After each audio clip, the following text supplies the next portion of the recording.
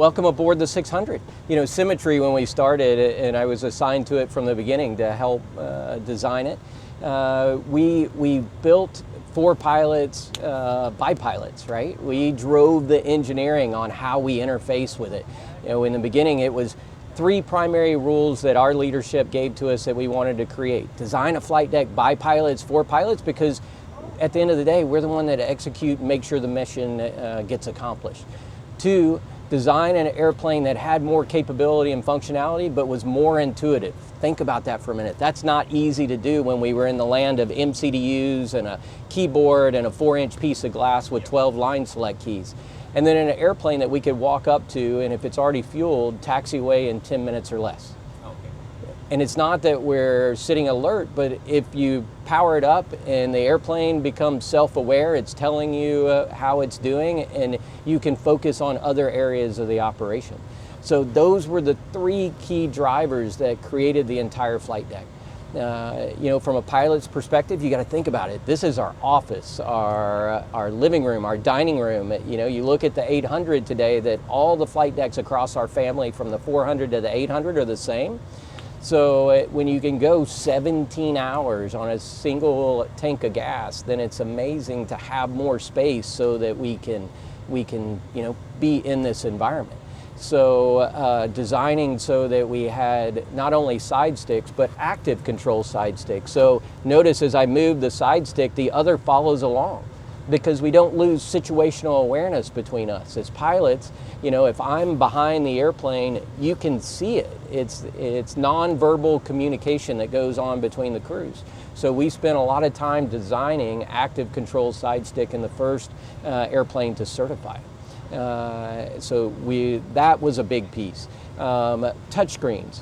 Remember, the second edict was add more capability and functionality, but make it more intuitive. Touchscreens let us put information in a way in how we think. Like simple, you know, I can swipe left to right and I'm in the phase of flight menu structure. And by phase, you know, you think about it, we think in phases. We start it up, we taxi it, we take it off, we climb, cruise, descend it. So now we have a page for each one of those phases so that it gives us the information we need for that phase. And then quick access. You saw I swiped. Well, same if I'm on the outboard side and I get a radio call, then I swipe top to bottom and I'm straight into the radios. If I need to go into the flight plan, then I go right to left and I'm in the flight plan. And swipe up for a checklist, phase of flight menu, so we have quick access. It also increases our dispatchability, right? So we have all the information. If it is a day that we've had a failure, well, guess what? We can take one out, put a new one in, and keep going. And then the overhead touchscreen, same. So we've got 7 screens and they all have their own information. And then if I put it all on one and I select something, you see that it affected every screen. So it gives us tertiary means of being able to access systems, and then the distribution of that information. In fact, you don't see it, but it's a huge part of the airplane is new technology called data concentration network.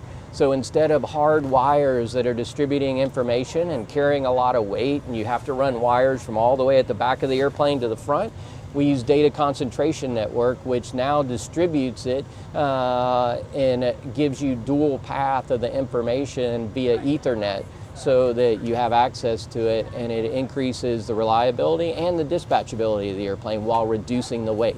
So it's leaps forward in technology and capability while adding more performance, reducing weight, and as I said, increased dispatch reliability and availability.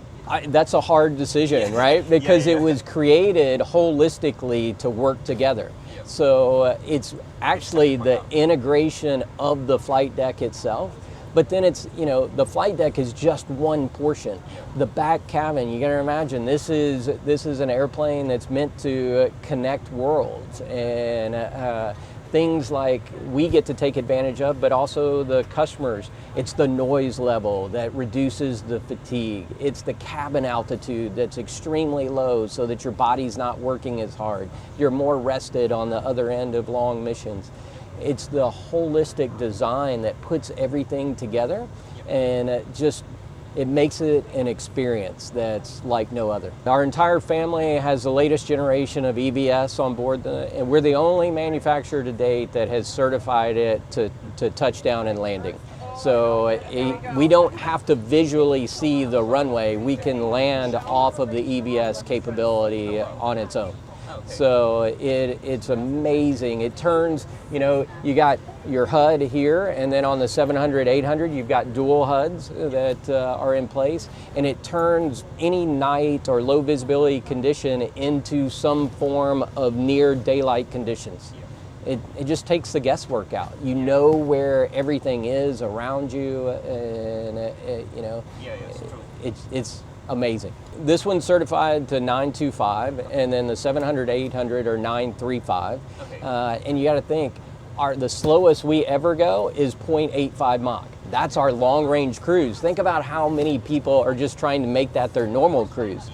Our normal cruise is 9.0, and the airplanes love to be there, and they love to be there high. They're super economical. It's when you think of Gulfstreams, I think most people think big engines, big wings, and the rest take care of itself.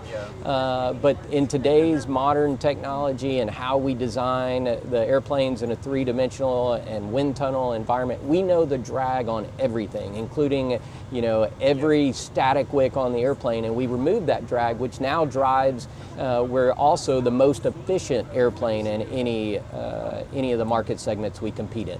We make sure that we've got the latest technology on board. You hit the mark, right? So these are flying time machines. At the end of the day, what do people, all of us, what do we want more of? Time, right? Time to be productive, time to be able to do work or whatever needs to happen. So the same is for the airplanes. It allows you to do all your prep work of wherever you're going, whatever you're accomplishing, and having connectivity is a key part of that.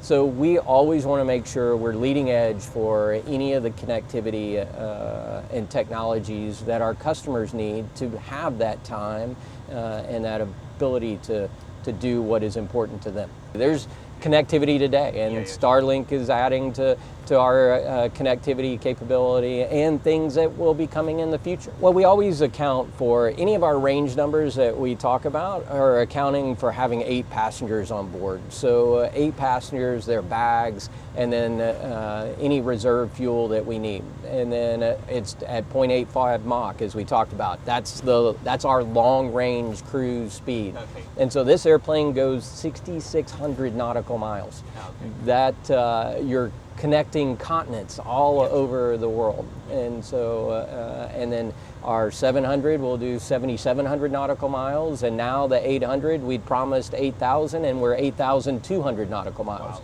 So they literally make the world a small place. Oh, it was my pleasure. Thanks for coming and spending time with us. Yeah, thanks so much. Have a good day. You too.